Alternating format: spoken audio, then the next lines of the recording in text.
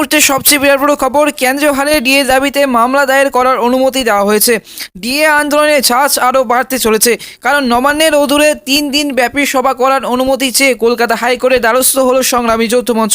19 থেকে 22 তারিখ পর্যন্ত নবান্ন বাস স্ট্যান্ড সভা করার অনুমতি চেয়ে হাইকোর্টে আবেদন করা হয় সরকারি কর্মীদের সংগঠন সংগ্রামী যৌথ মঞ্চের তরফে, এবং আজ কিন্তু 325 দিন ধরে আন্দোলন করছেন তারা। এবং জানা গিয়েছে বকেয়া ডিএ সহ নানা দাবি দাওয়া আদায় নিয়ে আন্দোলনের উদ্দেশ্য হাওড়া পুলিশের কাছে সবার জন্য আবেদন জানানো হয়েছিল সংগ্রামী যৌথ মঞ্চের তরফে।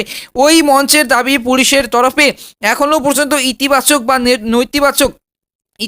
বা নেতিবাচক কোনো উত্তর পাওয়া যায়নি।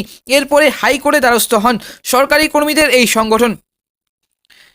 এই বিষয়ে কলকাতা হাইকোর্টের যে বিচারপতি জয় সেনগুপ্ত বলেন যে আপনারা ময়দানে বসে প্রতিবাদ করছেন, হাওড়ায় এই জায়গা যথেষ্ট ব্যস্ত, তাই সেখানে বসার অনুমতি দেওয়া সমস্যার, এবং শেষ পর্যন্ত মামলা দায়ের করার অনুমতি দেওয়া হয়েছে। মামলাটি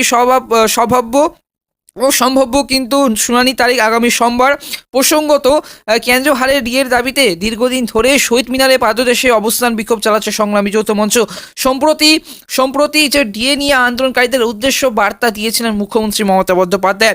তিনি বলেছিলেন, যদি কেউ কেন্দ্রীয় হারে ডিএ চান সেক্ষেত্রে তিনি কেন্দ্রের যে চাকরি করতে পারেন, কেউ আটকাবে না। এবং মমতা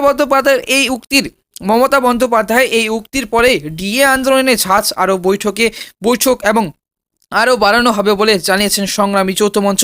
এবার একেবারে নবান্নর কাছাকাছি সভা করার অনুমতি চাওয়া বিশেষ তাৎপর্যপূর্ণ বলে মনে করেছে মহল। এবং উল্লেখযোগ্য, আগামী বছরের শুরুতেই রাজ্য শাসক দল সমর্থিত সংগঠন পশ্চিমবঙ্গ কর্মচারী ফেডারেশনের একটি সভা অনুষ্ঠিত এবং হতে চলেছে নেতাজি ইনডোরে। সূত্রের খবর, সেই সভায় উপস্থিত থাকতে পারেন খোদ মুখ্যমন্ত্রী মমতা বন্দ্যোপাধ্যায়। শুধু তাই নয়, সেদিনের সভা থেকে তিনি সরকারি কর্মচারীদের উদ্দেশ্যে বিশেষ বার্তা দিতে পারেন বলে মনে করা হচ্ছে। তো ডিএর দাবিতে দায়ের করা অনুমতি দেওয়া হচ্ছে কেন্দ্র হারে ডিএর দাবিতে। এবার রাজ্য সরকারি কর্মচারীরা কিন্তু দিনের পর দিন আন্দোলন করছেন। তবে বকেয়া ডিএ আদায়ের এবার অভিষেককে নির্দিষ্ট দিল্লি যাচ্ছেন মমতা বন্দ্যোপাধ্যায় বকেয়া ডিএর জন্য, এবং বকেয়া ডিএ আদায়ের জন্য আগামী 20 ডিসেম্বর কিন্তু মমতা এবং মোদি অভিষেককে নিয়েই মোদির কাছে বৈঠক। এবার জল্পনায় আছে বৈঠক। এবার অভিষেককে নিয়ে দিল্লি যাচ্ছেন মমতা নরেন্দ্র মোদীর সঙ্গে বৈঠক, এবং করতেও অভিষেককে নিয়ে যাবেন মুখ্যমন্ত্রী।